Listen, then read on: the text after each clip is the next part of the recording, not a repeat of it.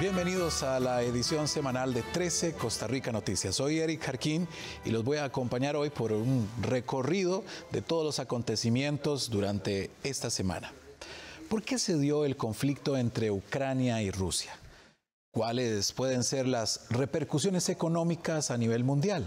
En la siguiente nota, especialistas nos explican lo que ocurre y afirman que esto provocará un aumento en el costo de vida para Costa Rica en los próximos meses.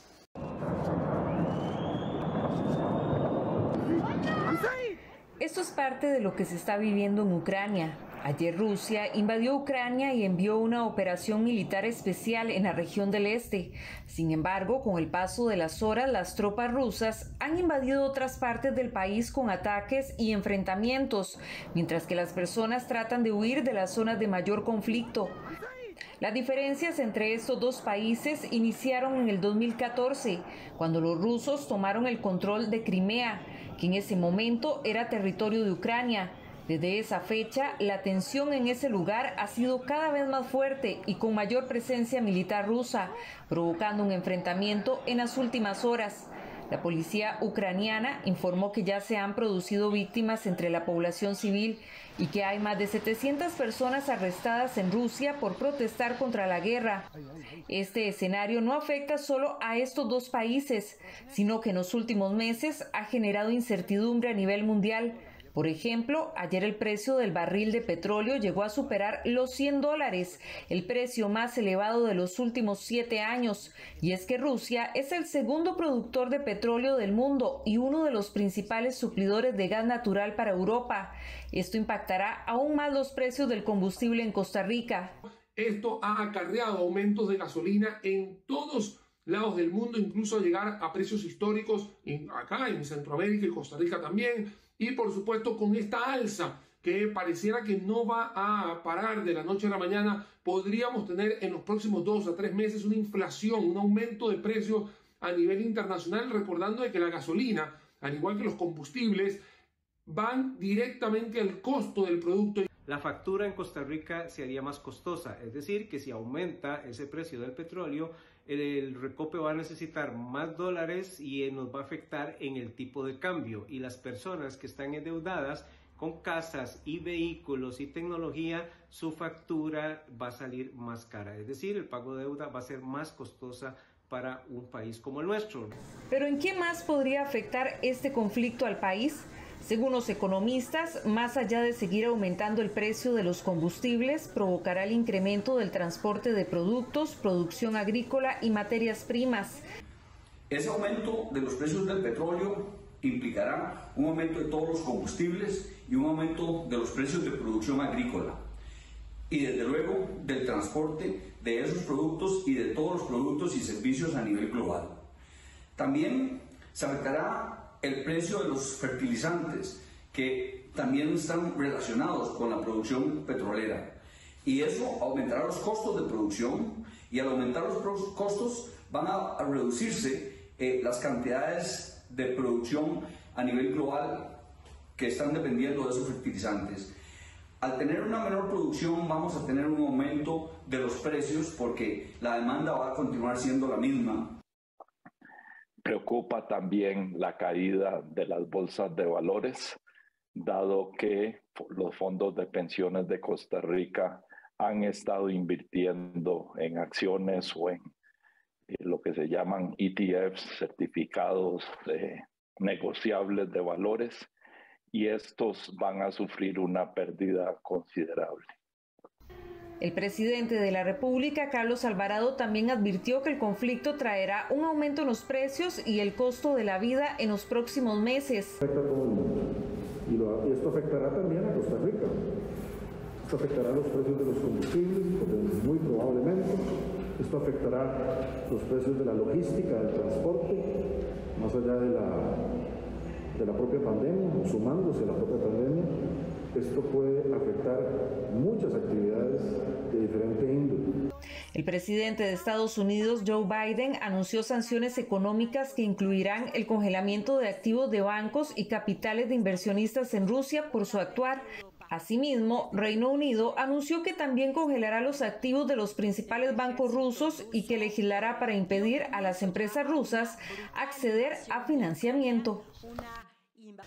La Procuraduría de la Ética Pública interpuso una demanda civil por un monto de 20 millones de colones en contra del presidente de la República, Carlos Alvarado, y en contra del diputado Víctor Morales por el presunto delito de prevaricato, incurrido en la firma del decreto que creó la Unidad Presidencial de Análisis de Datos, UPAD.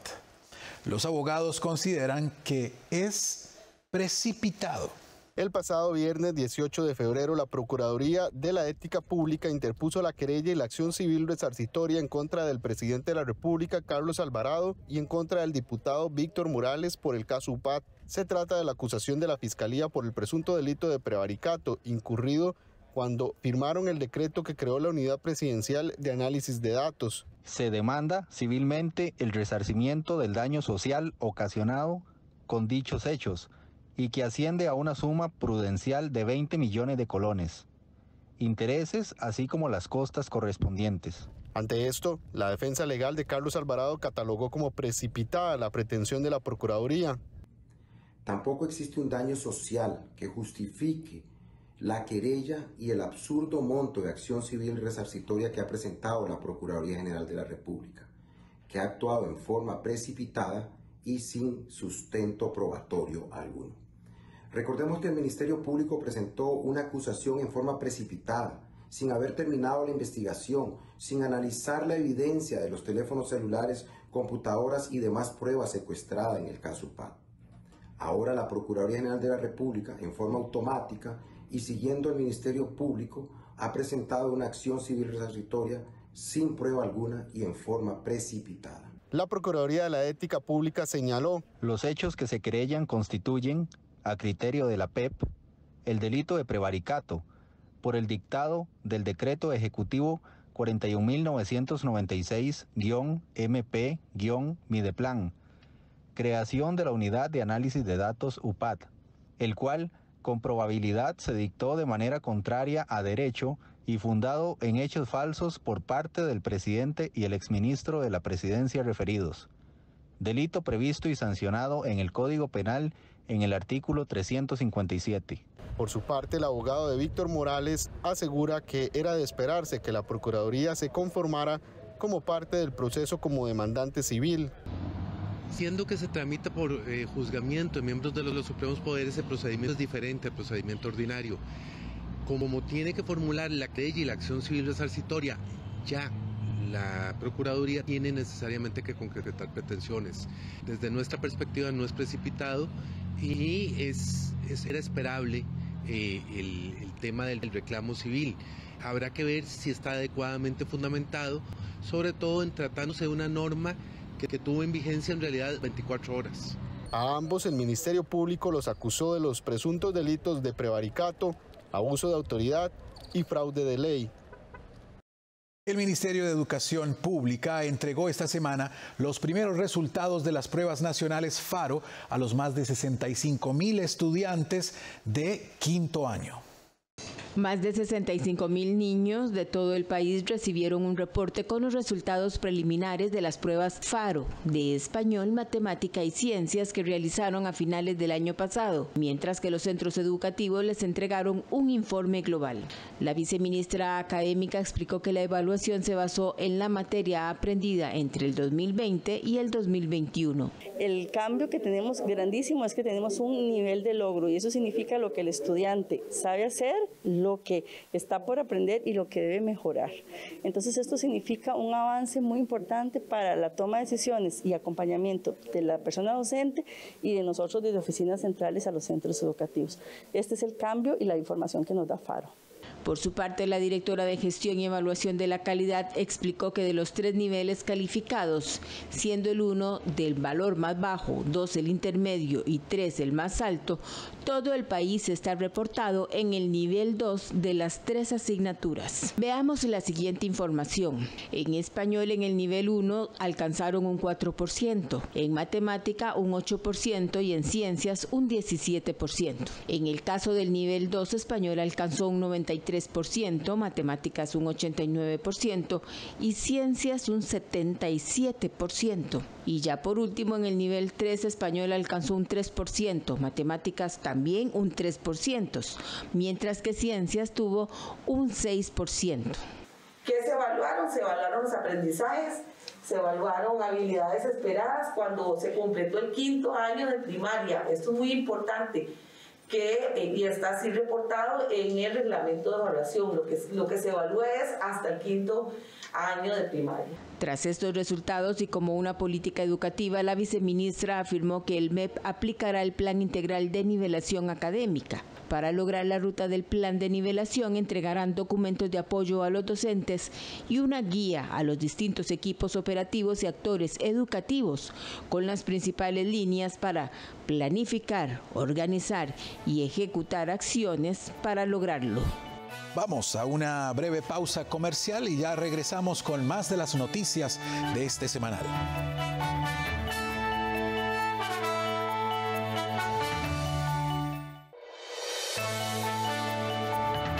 Y estamos de vuelta con las noticias de la semana. El último estudio realizado por el Observatorio de Comunicación Digital de la Universidad Latina dejó ver cuáles fueron los candidatos que acapararon el gasto de publicidad en la primera ronda electoral. Lo que invirtieron los aspirantes presidenciales superó los $3,5 millones de dólares, según este análisis. El estudio del Observatorio de Comunicación Digital de la Universidad Latina dejó ver que los candidatos invirtieron durante la primera ronda electoral un total de $3,581,409 en mensajes publicitarios tanto en medios tradicionales como digitales. Este dato contrasta con lo invertido hace 4 años, ya que tomando en cuenta la inversión desde julio hasta febrero del año electoral, la campaña del 2022 presenta una disminución en relación con la campaña del 2018. A nivel de inversión publicitaria y según los datos de Kantar y Bope Media, para esta primera ronda electoral se invirtieron cerca de $3,5 millones de dólares. El monto podría verse como muy alto, pero al compararlo sobre todo con la campaña del 2018, se nota una disminución del 48% en esta inversión. Esa reducción viene sobre todo porque la mayoría de los partidos políticos no invirtió en un medio como la televisión por cable, que tuvo una reducción del 75% para esta campaña política. Según este análisis, el orden de los candidatos que gastaron más dinero durante la primera ronda electoral quedó de la siguiente manera. José María Figueres fue el que invirtió más. Él gastó $737,180. Le sigue Fabricio Alvarado con $734,276. Linet Saborío tuvo un gasto de $569,504. Eli Feinsaig tuvo una inversión de $409,568, Rodrigo Chávez $271,280 y José María Villalta $142,492. Entre estos 6 candidatos tuvieron cerca del 80% de la inversión total en publicidad de la primera ronda electoral. El Observatorio de Comunicación Digital hizo un ejercicio de cuantificación del voto por candidato, partiendo de la información de votos obtenidos hasta el corte número 24 del Tribunal Supremo de Elecciones y lo invertido hasta el día 2 de febrero del 2022. Cada voto obtenido en primera ronda tuvo un costo de $1.93, lo cual se puede ver como un monto pequeño, pero al compararlo sobre todo con algunos otros candidatos que tuvieron muy pocos votos, el monto pues va aumentando. Ese es el caso particular de don Rodolfo Pisa, quien invirtió cerca de $93,000 y obtuvo cerca de 3,000 votos. Para el caso de él, cada voto obtenido tuvo un costo relativo de $30.09. Hay algunos cambios significativos en el uso de medios, como por ejemplo las vallas exteriores. Para la campaña 2022, este es el medio que mostró un crecimiento con respecto a la campaña del 2018, con un incremento del 58%. Por el contrario, la televisión por suscripción o cable es la que disminuyó considerablemente. La inflación o incremento en los precios no se está viendo solo en Costa Rica, sino a nivel mundial. Los especialistas afirman que este panorama se percibirá entre 18 y 24 meses. La inflación o el aumento de los precios se está percibiendo en todo el mundo. La pandemia, el conflicto entre Rusia y Ucrania, así como la crisis energética europea, está provocando que el costo de la vida se acelere. Para tener una idea más clara, la mayoría de los países centroamericanos son dependientes de los precios importados de la materia prima. En enero, el incremento en la materia prima fue de un 60%, el más alto desde el 2008. Es decir, que el 85% de la inflación que vive el país o el encarecimiento en precios son por los altos costos de las importaciones.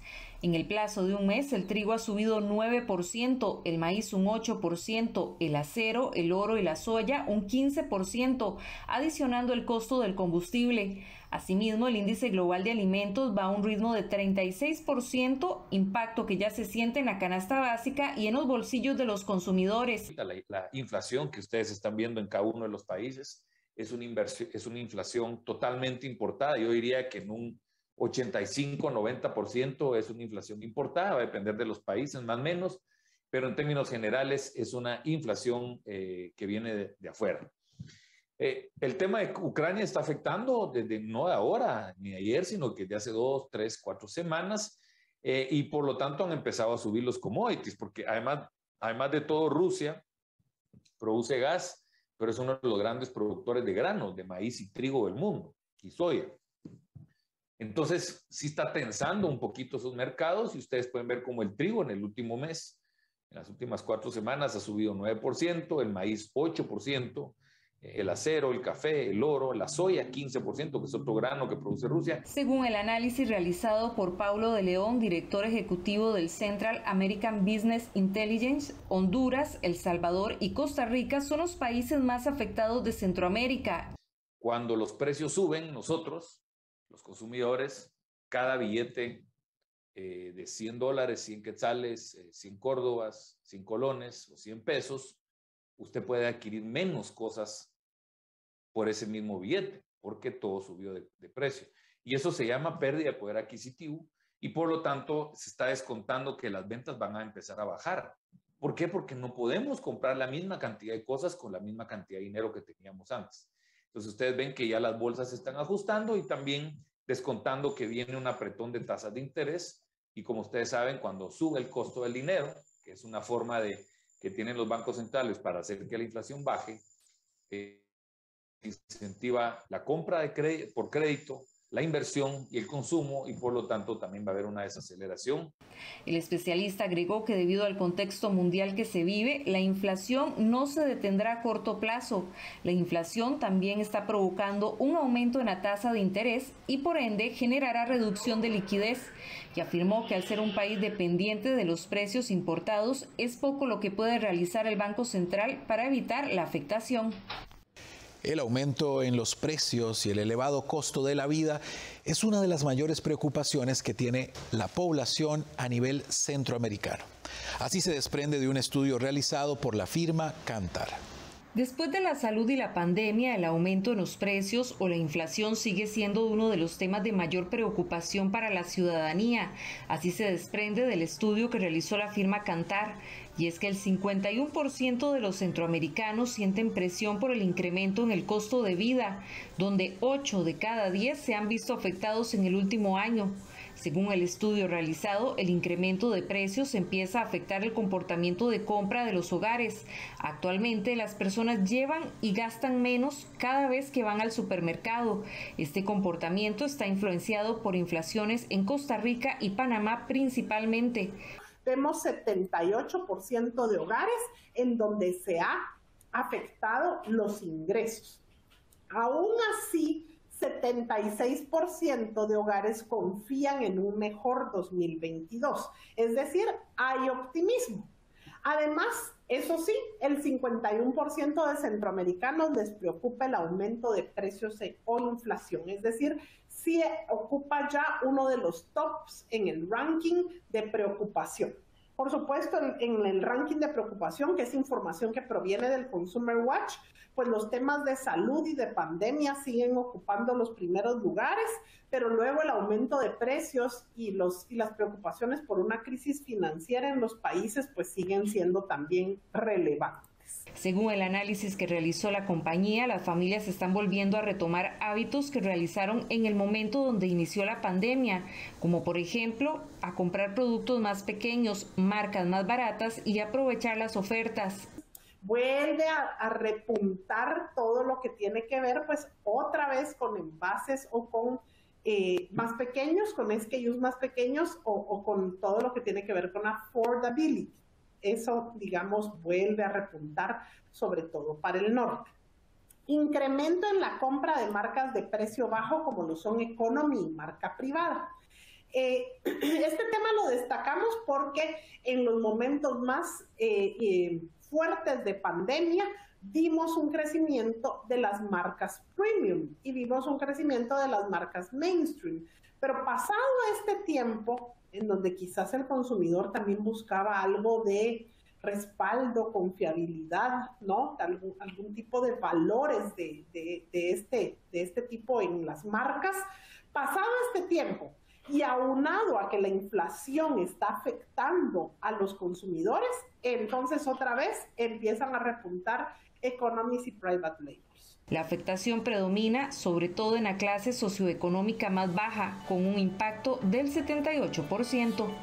Vamos a una breve pausa y ya continuamos más con las noticias de la semana en 13 Costa Rica Noticias.